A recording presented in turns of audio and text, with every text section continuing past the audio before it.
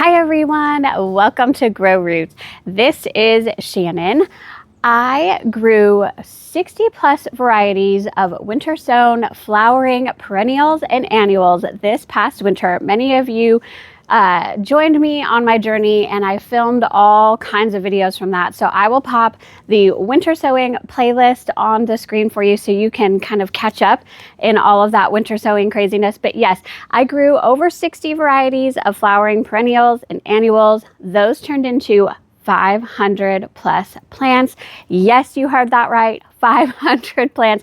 Winter sowing is just an amazing seed starting method, and I was very successful with it this year. We gave away over half of those flowering perennials, especially to members of my community. During our Easter event, I am the chair or co-chair this year of our HOA landscape committee. And so we all kind of just, did this together. It was a joint effort. I grew them here at my home and potted them up and all of these things. And we gave away over 225 perennials to our community members. These were Texas tough perennials that I know will survive in the Texas heat, super low maintenance, easy to take care of, and members of our community absolutely went crazy over it. And I did get some pictures that I will be showing you in today's video, showing you how those are doing in others' gardens. And then the other part of the plants were either given away to friends. Some of them went into my garden, especially all of the annuals that I winter sowed.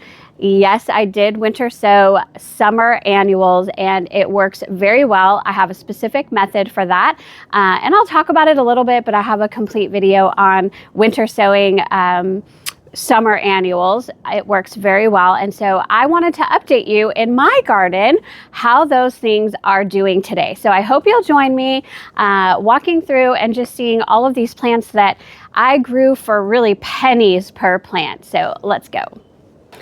Just before we get started today, I would love for you to subscribe to my channel. Hit that subscribe button. I'm almost at 5,000 subscribers. I cannot believe it, but please help me get there and hit that subscribe button now.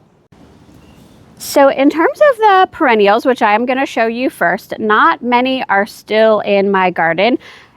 Or they don't look their absolute best here in the month of July. Some of them do, some of them look amazing, but I wish I would have filmed this in probably June or even May when my garden was looking so spectacular. But right now we are in the dog days of summer. We have 100-degree plus temperatures for weeks and weeks straight, and we have no end in sight. Okay, so things are struggling just because this is extreme conditions for plants. Plants start undergoing heat stress at 82 degrees. And so when we are in the hundreds every single day and we do not cool off, they're in heat stress 24 hours a day because we often don't even get cooler than 80 degrees. So anyway, and I've dealt with a lot of pests and diseases in my garden this year. So again, I wish I would have filmed this in June, but I will be showing you for some of these perennials, what they look like. I got pictures in June and I'll show you some of my my video recordings from June as well, so that you can see what they look like. And I've had spider mites like crazy that took a couple of my plants, and then I had a disease called aster yellows swipe through my garden. Oh my goodness, I had to take away 20 different plants, most of which were echinacea and some other things. So anyway, all of that to say, let me show you one of my favorite perennials that I winter sowed, and that is Veronica. This type of Veronica, I couldn't even tell you what it is. I collected the seeds from a different plant, I'll show you in a moment, last year, and when I bought it, it was not labeled. So I didn't know what type of Veronica it was. I didn't even know, well, I knew it was Veronica, but it wasn't even labeled Veronica, okay? And it's just been the most spectacular plant. This plant, yes, this is its first year winter sown. It was a successful Veronica, from the seeds I collected, and it's just absolutely spectacular. There's even a little bit over here. It's still putting on blooms in the dog days of summer in 100-degree plus heat. So it's absolutely spectacular. I just want Veronica everywhere. Let me go over here. I'm going to show you a plant that is there, but just not at its glory, that I winter sowed actually 2 years ago. This is Hollyhock. summer carnival hollyhock, and it has the glory of the plant has kind of been pruned back. It flowered, it did everything it was supposed to. I will pop some pictures or video on the screen for you guys, and that's kind of what's left of that. It also, man, let me tell you, for me, the hollyhock summer carnival has been a pest magnet, meaning like I had everything on this plant. And even these little guys are getting eaten up. These little leaves that are on the bottom are getting eaten up. They were getting eaten by sharpshooters. They were getting eaten by stink bugs, like those beetles, the stink beetles. They were all over this plant, and then the grasshoppers as well. So I had to kind of chop it down because it was just so riddled with the pests that I just had to. It was incredible, but it is an incredible plant, and it gave me incredible flowers this year. I'm very happy that I winter sowed that. It takes 1 full year to grow before you will get flowers. So again, this isn't one that I winter sowed. Well, I did winter sow hollyhock, but I gave them all away to members of my community. This hollyhock was one that I winter sowed for myself the year before and gave me flowers. So I hope you enjoy those pictures. Another really, really successful one has been the Columbine. So this is from Baker Creek Heirloom Seeds. It is double mixed Columbine, I believe is what that's called. And I actually had 2 of them. There was one more right there. There is actually, it's okay. There is remnant of it. It's still alive. I think my dogs peed over here while I was on vacation, which is also why that azalea is not doing well. You see some damage there. I think my dogs were peeing there. I've been keeping them from doing that now that I'm back from vacation, but the damage was done. But that Columbine is growing strong. My friend Stacy, whose garden I film every year, her garden is spectacular this year. I'll pop a link to her garden tour if you're interested in seeing Stacy's garden. But she grew these Columbine this year, and she gave me pictures. I will pop them on the screen. They were spectacular. Again, Columbine is a perennial that does very, very good winter sowing, but you will not see the flowers the first year. You will see flowers the next year. So I cannot wait. I really hope I can keep these guys surviving through all of our crazy extreme weather and see these beautiful flowers next year, because it's just quite spectacular. And I found the Columbine to germinate very, very well. The hollyhock was a little bit difficult for germination on me, but still not too bad. I got at least, gosh, I want to say I got 5 or 6 hollyhock plants from one winter sowing jug, which is pretty good. Again, those were just given away. And then the Columbine, I had a lot. So a lot of people got double mixed Columbine this year in our community. Oh yes, another one that I winter sowed is Catmint, and these are amazing germinators. This is just your typical Nepeta mucinii, and I got these seeds from Baker Creek Heirloom Seeds. And yeah, I need to explain why they look the way that they look, but these guys are actually bouncing back. We had some spider mites in this garden bed. It took a couple of my other things as well, but these guys were getting shaded by some Cheyenne Spirit Echinacea. I had 3 Cheyenne Spirit Echinacea here growing just until a couple weeks ago, and they got Aster Yellow's disease really, really bad. It is a fatal disease to the plant. I had to remove it because it is very, very contagious. It's a whole thing. I have a whole video about that as well if you want to check out my Aster Yellows video and why I removed these plants. But now that the Echinacea is gone, the Catmint is getting the full sun now, and it's doing really, really well. I have sprayed it for spider mites. I need to continue to spray it. This new foliage is looking fabulous. So the old foliage, if you guys are curious, that's really bad. That stippling is caused by spider mites, and yeah, they got pretty bad. So, and I did not see blooms on these guys this year. I wanted to, I expected to, because when you winter sow things and start them pretty early, They typically will flower first year for you. The Catmint will, but mine did not. I'm really excited to see their blooms next year though. And they were very, very easy to start from seed. I had a ton of plants of these that were given away to community members. So that's really exciting. And then right behind it, again, not looking its 100% right now because I did a Texas chop of these guys, but this is Yarrow. And this particular mix is summer pastels. This year I grew a wide variety of Yarrow. I grew summer pastels, summer berries, and it's a red Yarrow. And Yarrow is a native to our area and a wonderful, wonderful perennial. It's just this guy I made a mistake on. Again, I winter sowed this year before last, and so I love the foliage. This is a little bit like, you know, crazy because I had to cut so much of it down.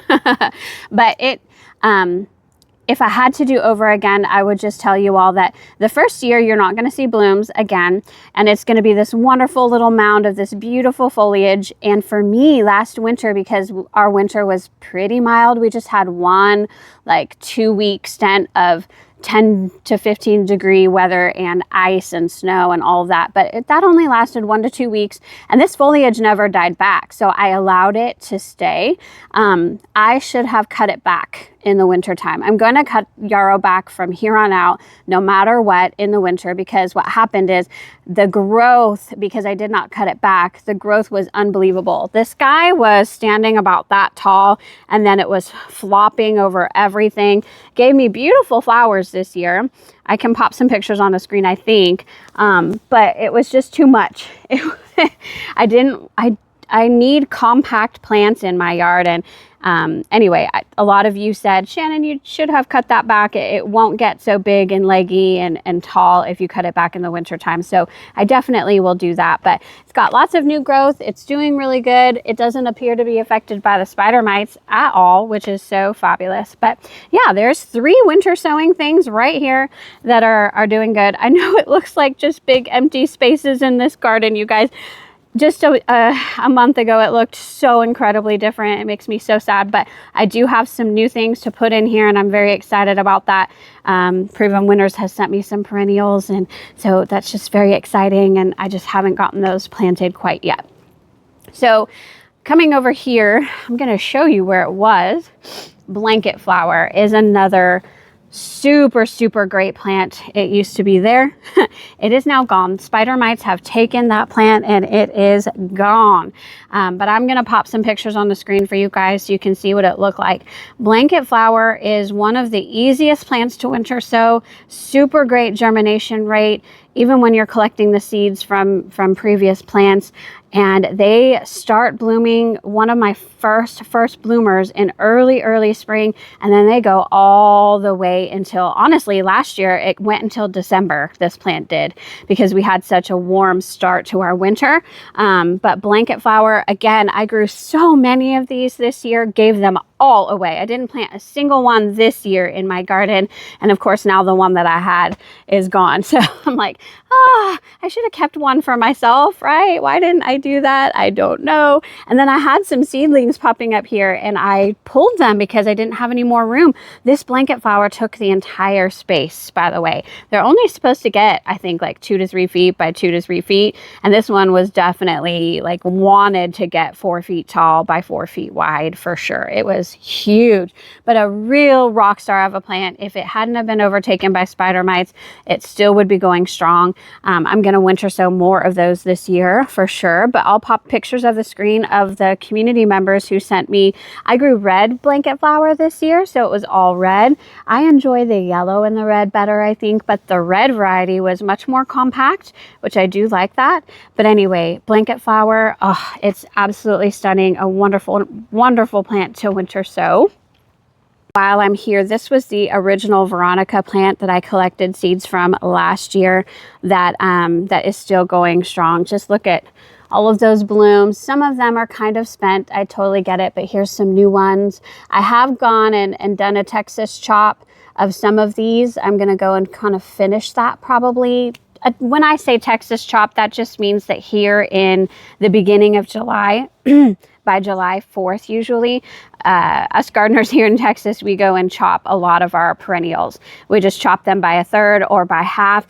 It helps them to rejuvenate during the summer, get some new blooms during the summer and all of those things. So anyway, that's what I mean when I say I did a Texas chop. But yeah, you could see where I pruned it in early July, and then we have lots of new shoots coming up and new blooms. It just helps rejuvenate the plant, and so it's doing remarkably well, but also seeds itself really well. So if I let this completely go to seed, which all of these new ones, I will let them all go to seed and I will collect seeds from them.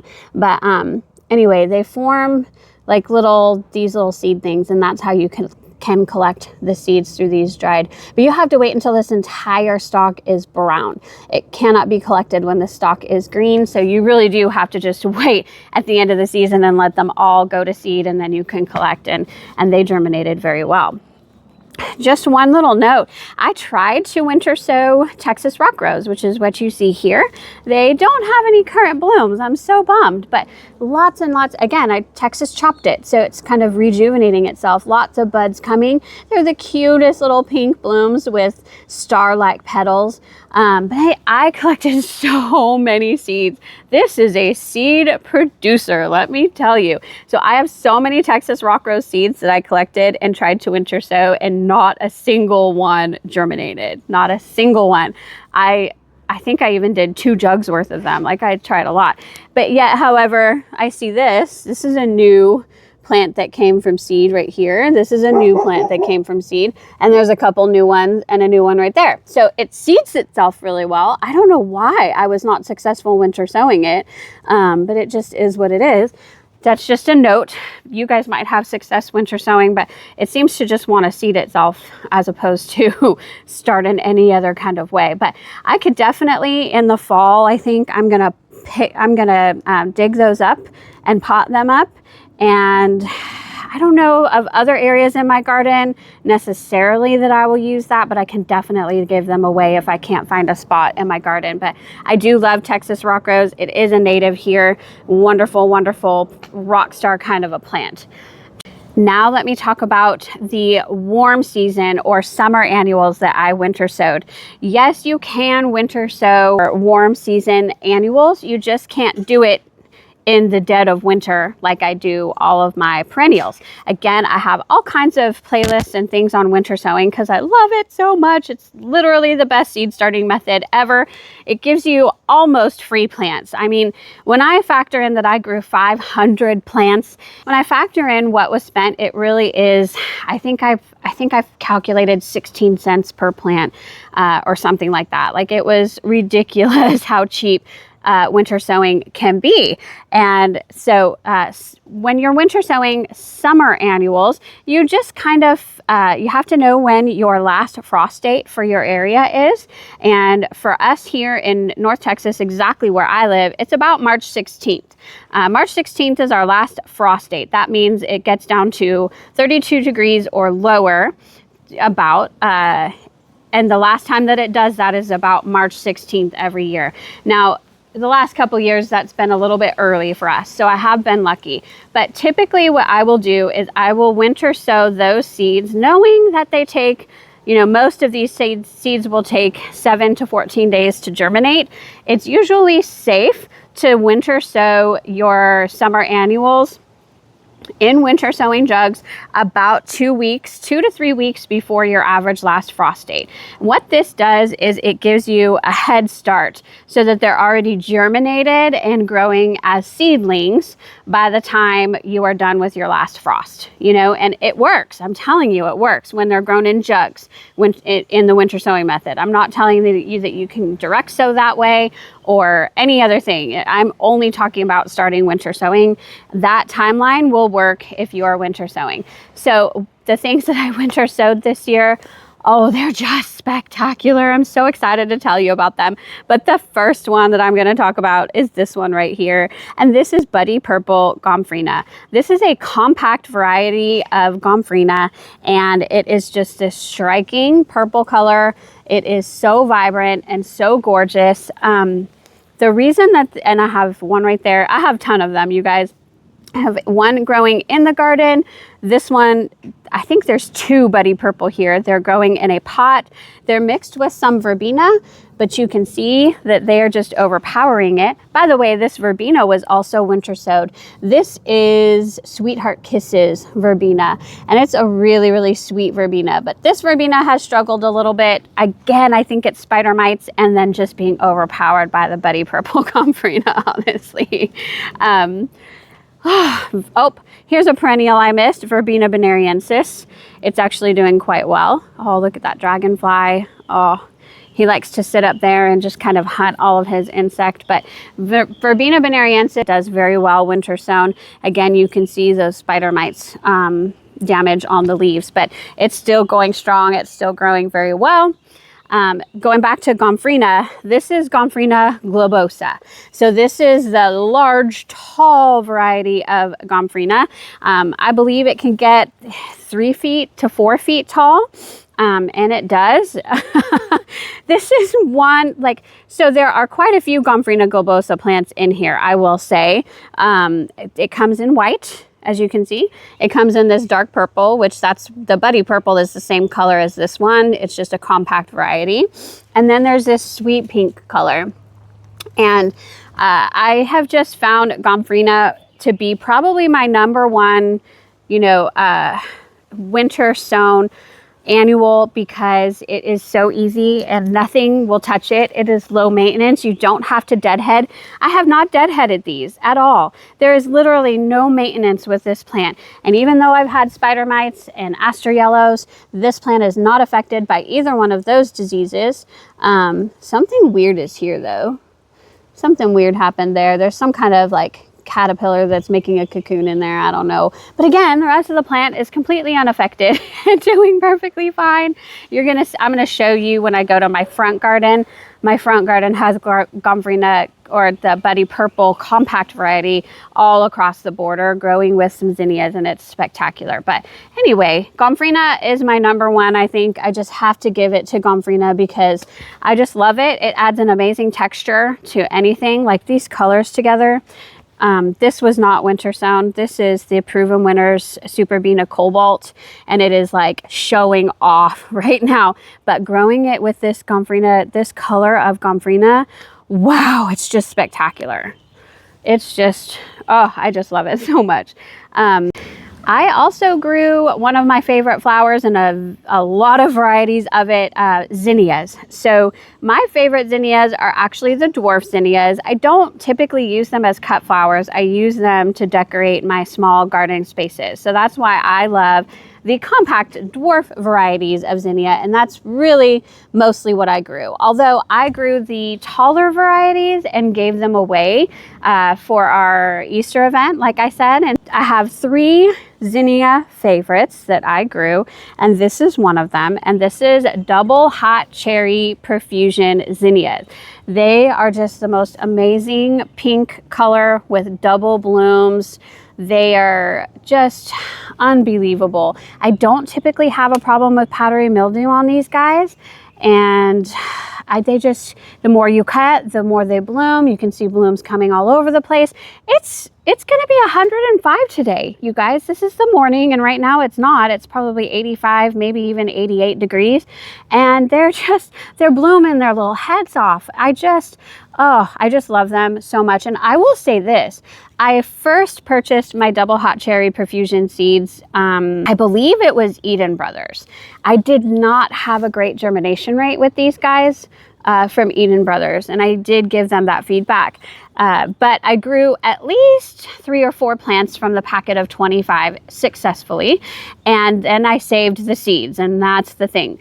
When you save seeds from specially cultivated, like special cultivars of zinnia, the seeds may not necessarily be true to their original, genetic profile. And so I wasn't sure how these would turn out this year, but I will say that they are true to their original seed. That I was so happy to see that, because what that means is I can grow them for a lot less expensive. I don't know why these special zinnia varieties are so expensive on the seed purchasing websites. I use Park Seeds, Eden Brothers. I have wanted to purchase from Johnny Seeds. They have a good selection. I just haven't done that yet. Baker Creek Heirloom Seeds. They're all great companies and I love them. But why are the zinnia seeds so expensive? $6, $7, sometimes even $10 for a packet of 25 seeds. When I know that when this flower gets old, I'm going to collect the seeds from it and I could get probably 50 seeds from it. I don't understand why they're so expensive. But anyway, that's just another deal. When you can collect the seeds yourself, then you can save yourself so much money. The only problem is you're just not guaranteed that the flower that you grow is going to be exactly the same as its parent flower because of cross-pollination and things like that. But anyway, double hot cherry Profusion, absolutely worth at least an initial an initial investment, and then you can probably just keep growing them from here on out and hope that the flowers will be true to their parent plant. But it's an absolutely spectacular zinnia. I grew another type of new zinnia to me this year. This is the double brilliant Zaharas, and I got them in the mixed variety, so they're supposed to be yellows, oranges, and pinks. So the yellows and the oranges were true to what they were promised. I got these were purchased on Eden Brothers, I think. I get Park Seed and Eden Brothers mixed up sometimes because they kind of have this almost the same variety. And I've done both. So I'll pop the name of the screen on it where I got these double brilliant ones. But anyway, these are gorgeous. They're doing well. I will say these pots that I grew them in have had some irrigation issues. So if you're seeing stress in the plant, it's because of that. It's not because, the plant itself is not great. But here's the orange variety, double brilliant. It's totally true. But here's the pink variety. This is supposed to be double brilliant, just like the orange one growing next to it. But not only is it not really all that pink, it's also not a double petal. So that's interesting. And these came from the same seed packet. This is supposed to be a mix of the same type of flower. So a little bit of feedback there, but they're still absolutely beautiful. And I used them along with some lantana that I purchased. This is Dallas Red Lantana, and then I'm growing it with Thunbergia, Black-Eyed Susan Vine, which, yeah, that's another winter-sown thing. However, this Black-Eyed Susan Vine grew itself. It was seeded from last year, and I pulled it out of my garden and popped it into this container.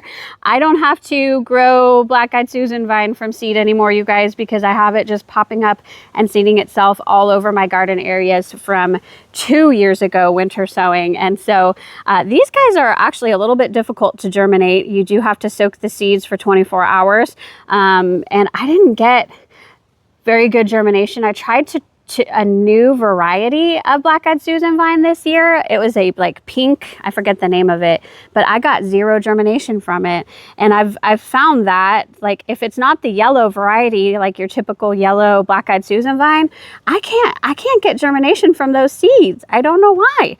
But anyway, it is a little bit tough to get those to germinate, but once you do and you have a successful plant and it lasts all season, then it's going to it's going to seed itself. Oh my goodness, they're prolific seed producers. Another plant that I really wanted to talk to you guys about, I actually did not winter sow this, but I believe my friend Kendall did. We kind of had a little bit of a plant exchange earlier this year. She took some cuttings of my Tangerine Beauty crossvine to try and grow it for herself, and then she brought me this plant that I believe it was winter sowed. Either that or it was started in seed in her greenhouse, perhaps in the winter, but it grew in the winter nonetheless. This is called Sugar Stars Phlox. I forget the company. I'll pop the name of the company you can get it from on the screen. I am not getting any kickbacks from any seed companies, you guys, just so that you know. I'm just promoting because I know these are great plants, okay? But this is Sugar Stars Phlox. I also grew Dwarf Beauty Phlox in this same container. Dwarf Beauty Phlox is gone. Sugar Star Phlox is unbelievable. It was one of the first ones to start blooming for me, so early spring. Now we're in the 100-degree temperatures, and it's still blooming. It's still putting on new blooms. See that? It's remarkable. It's been so great. If you're wondering what this is though, this is a Proven Winners plant. This is the Verbena Sparkling Rosé. So look at that combination. This is Blue Days Evolvulus. This is the Sugar Stars Phlox.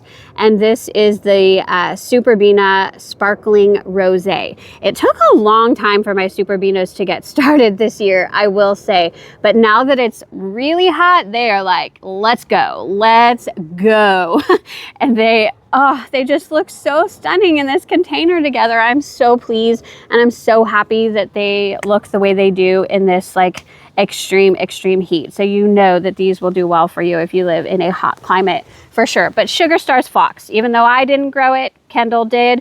She has a channel, by the way. It's called Joyful Farmer, an amazing channel. She's local to the North Texas area as well. I can pop a link to her channel if you guys want to check her out, because she not only has a YouTube channel, but she has an actual flower farm and it's incredible. So you guys please check her out. She is one of the most humble and amazing human beings that I know. She's just incredible. So give her channel check that out. And anyway, Sugar Stars Phlox, it's amazing. Now let me take you guys to my front garden, because all of the winter sown things are just looking spectacular there.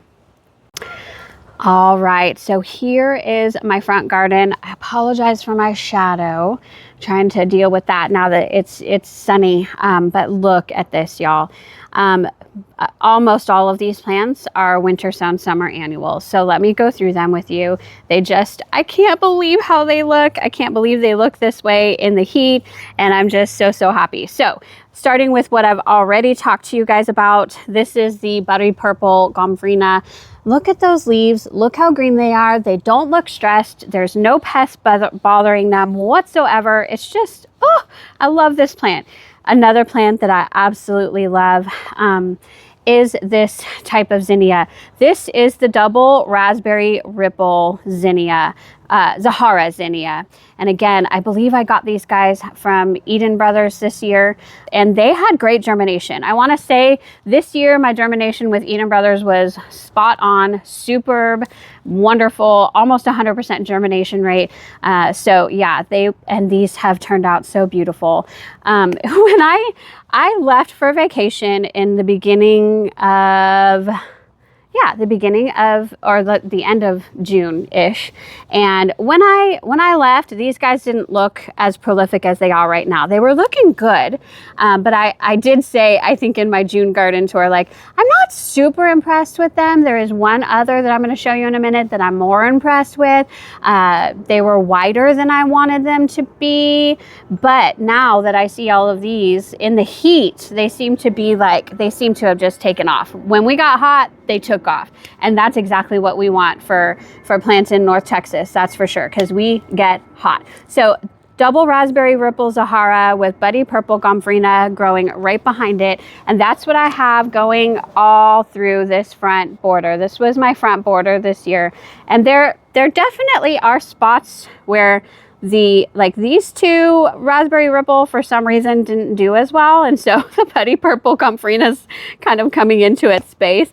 But look at those growing together. Look at that sweet little butterfly. Aw, so sweet. I think that's a skipper, if I'm not mistaken, but just spectacular. Really great. These were grown from seed and I'm so happy with it. Here's another one that is spectacular. This was new, a new variety from Baker Creek Heirloom Seeds of Rudbeckia. This is called Rudbeckia Viviani. And you know, first time growing it, obviously, because it was new to the market this year. And this is definitely my favorite Rudbeckia that I've ever grown. It is an annual variety of Rudbeckia for sure, but it's putting on new growth. It's just, here's some spent ones. I need to go and see if I can collect some seeds from these guys because they're spectacular. Wow, I just can't even tell you guys like how amazing this Rudbeckia is. Just look, I mean, that's my hand, that's the plant, and they just give this beautiful pop of yellow color into the garden that is just, it's absolutely beautiful. This Rudbeckia was winter sown last year and did not survive. It's also an annual variety, I believe, but it came back, like it seeded itself. And so you can kind of compare. These blooms are huge compared to those, but those are beautiful as well. You know, this is your normal Rudbeckia hirta, I believe. For me, Rudbeckia hirta is kind of an annual, and I grow it as an annual, but Rudbeckia Viviani, my favorite variety of Rudbeckia I've ever grown. Also back here, I didn't plant this plant.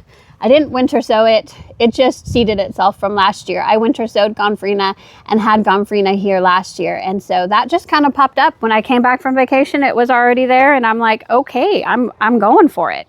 But here is another Rudbeckia Viviani.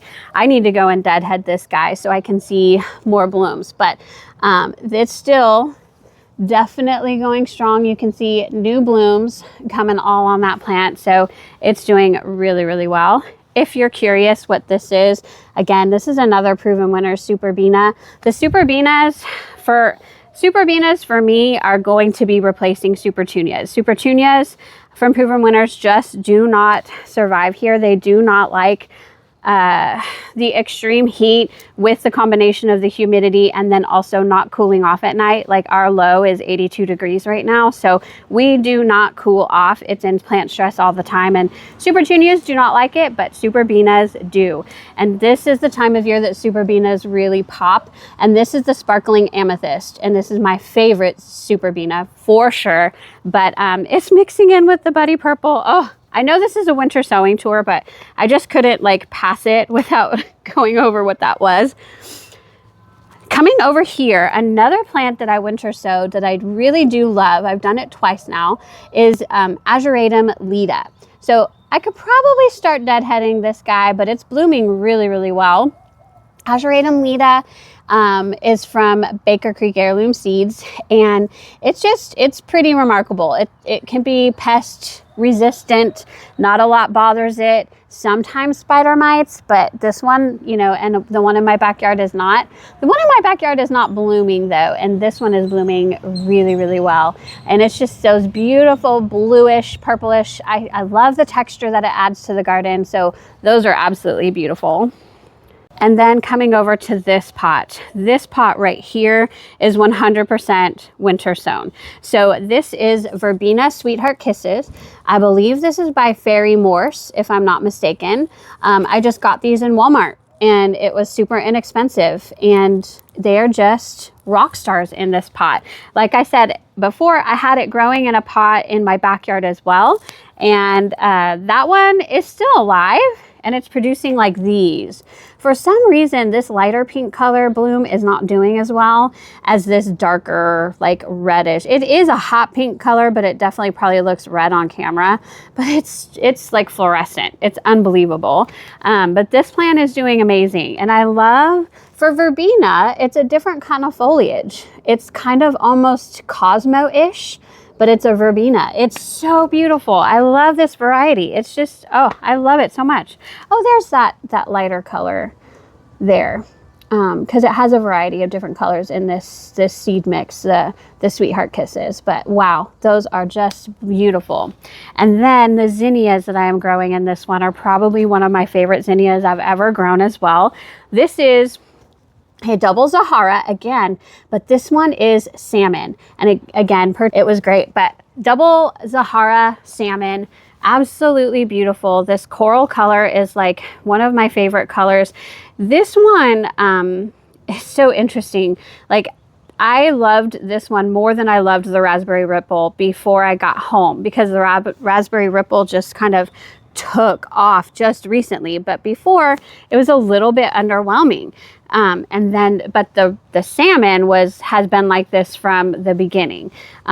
Whether it's cooler temperatures or hot temperatures, this Zahara salmon is loving life no matter what. And so part of me wished I would have done my front border with this plant, but now that I see, you know, the raspberry ripple in its glory, I'm glad that I did. I just might try a different plant next year, but we'll see. But these are just huge. Also, the size of these blooms are a lot bigger than the raspberry ripple, and they're a lot more double. Like these almost look dahlia-like, but they're a zinnia. And dahlias can be very temperamental. Zinnias are typically not temperamental, especially the dwarf zinnias for me. And so I just love the compact habit. I love the flowers, huge flowers, beautiful color, beautiful, you know, just the layers and layers and layers of petals that you see. Oh, it's just spectacular. And then growing with that verbena, they grow together very, very, very well. So there you go. There's the tour of all of my winter sown things from my garden, plus little pictures and things that were glorious prior to all of my pests and diseases. But this front garden has just performed so well. My summer annuals that I winter sowed have just been spectacular. I hope that you enjoyed this. I hope that you get some inspiration. I'm already starting to think about the winter sowing things that I want to begin, and the list and all of that. I'm already thinking about it for next year, and I know a lot of you gardeners probably are too, especially when it's 100 degrees outside and we can't really go outside. So we're kind of planning our gardens already, right?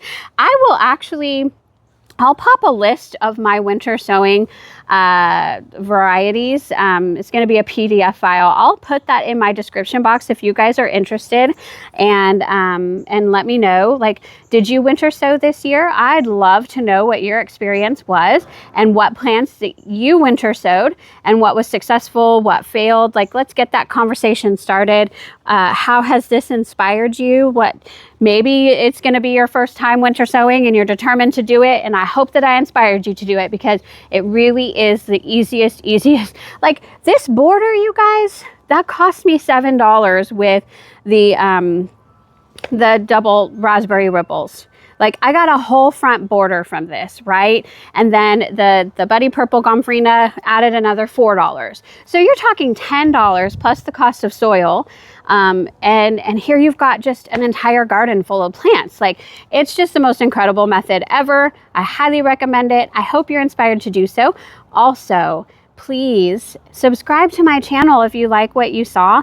I am getting so close to 5,000 subscribers, and I just cannot even tell you how thankful I am to those of you who have already subscribed and who watch my videos and follow them. Thank you from the bottom of my heart. I never thought this was going to be a reality. I really didn't. I just started my little YouTube channel 3 years ago because I wanted to document for myself how my garden was doing and to learn from everything that I was filming. And then also I wanted to share it with people. I wanted to share my experiences as a gardener, and then it has turned into something I could never have imagined. And so please subscribe to my channel, help me to get to 5,000. And thank you for those of you that already have and follow and watch. I can't even tell you how thankful I am and how neat this YouTube journey has been, how amazing it has been. And I love it and enjoy it so very much, sharing it with all of you. So I hope that all of you have a beautiful day today, everybody. Bye-bye.